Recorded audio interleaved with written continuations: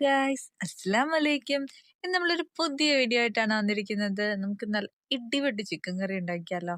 ഒരു അടിപൊളി കുറച്ച് വെറൈറ്റി ആയിട്ടുള്ള ഒരു ചിക്കൻ കറിയാണ്. ഇത് ഉണ്ടാക്കിയാൽ പിന്നെ നിങ്ങൾ ഇങ്ങനെ ചിക്കൻ കറി ഉണ്ടാക്കുള്ളൂ. അത്രയ്ക്ക് അടിപൊളി ടേസ്റ്റ് ആണ്.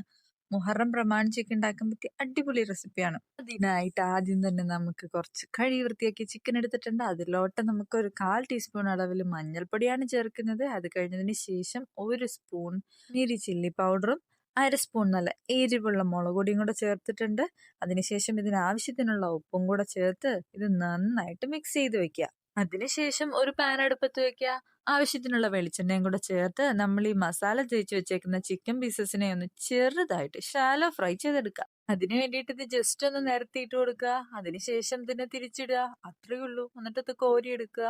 ഇതിനുശേഷം സെയിം പാൻ എടുക്കുക. അതിലോട്ട് ആവശ്യത്തിന് വെളിച്ചെണ്ണ ചേർക്കുക. ഒരു 2 സ്പൂൺ അളവിൽ ജിഞ്ചർ ഗാർലിക് പേസ്റ്റ് ചേർത്ത് കൊടുക്കുക. അത് ഇതുപോലെ നന്നായിട്ട് മുരിച്ചെടുക്കുക.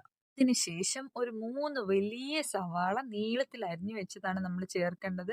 ഇതിലോട്ട് നമ്മൾ അത് ചേർത്ത് കൊടുക്കുക. പിന്നെ ഇതിനെ നന്നായിട്ട് മിക്സ് ചെയ്ത് കൊടുക്കുക. അതിനുശേഷം കുറച്ചധികം ചുമന്നുള്ളി നീളത്തിൽ അരിഞ്ഞതും കൂടെ ചേർത്ത് ഇതിനെ നന്നായിട്ട് മിക്സ് ചെയ്ത് കൊടുക്കുക. ശേഷം ഇതിനാവശ്യമായിട്ടുള്ള ഉപ്പും കൂടെ ചേർത്ത് ഇത് നന്നായിട്ട് വഴറ്റിയെടുക്കുക. ഇതൊന്ന് നന്നായിട്ട് വഴന്നു വന്നോട്ടെ. ശേഷം എരിവിനാവശ്യമായിട്ടുള്ള ഒരു 4 അല്ലെങ്കിൽ 5 പച്ചമുളകും കൂടെ ചേർക്കാം. പിന്നെ കുറച്ച് കറിവേപ്പിലയും കൂടെ ചേർത്ത് ഇതുപോലെ നന്നായിട്ട് മിക്സ് ചെയ്ത് കൊടുക്കാം. ഇത് നന്നായിട്ടൊന്ന് വഴന്നു വന്നോട്ടെ. അപ്പോഴേക്കും നമുക്ക് ഇതിനാവശ്യമായിട്ടുള്ള ഒരു വലിയ തക്കാളി ചെറുതായിട്ട് അരിഞ്ഞതും കൂടെ ചേർത്ത് കൊടുക്കാം. ശേഷം ഇളക്കൽ വീണ്ടും അങ്ങ് തുടരട്ടെ.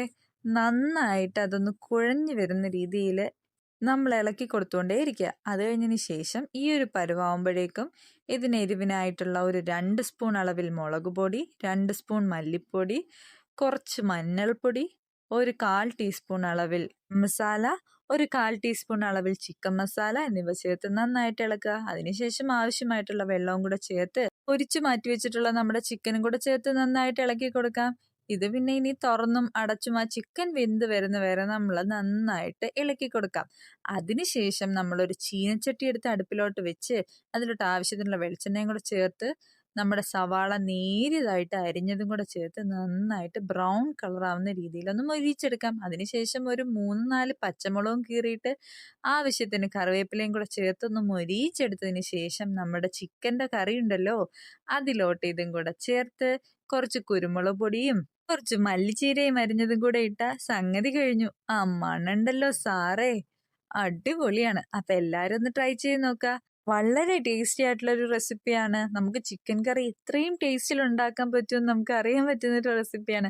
അപ്പൊ എല്ലാരും ട്രൈ ചെയ്ത് നോക്കി ഫീഡ്ബാക്സ് കമന്റുകളായിട്ട് രേഖപ്പെടുത്തണേ. അപ്പൊ ആരെങ്കിലുമൊക്കെ ഇങ്ങനെ കറി ട്രൈ ചെയ്തിട്ടുണ്ടെങ്കിൽ അതും നമ്മുടെ കമന്റ് ബോക്സിൽ അറിയിക്കണേ. അപ്പോ thanks for watching and see you in the next video. നമ്മുടെ വീഡിയോ ഇഷ്ടമാവുകയാണെങ്കിൽ ചാനൽ സബ്സ്ക്രൈബ് ചെയ്യാനും കൂടെയുള്ള ബെൽ ബട്ടൺ അമർത്താനും മറക്കല്ലേ. അപ്പൊ ബൈ.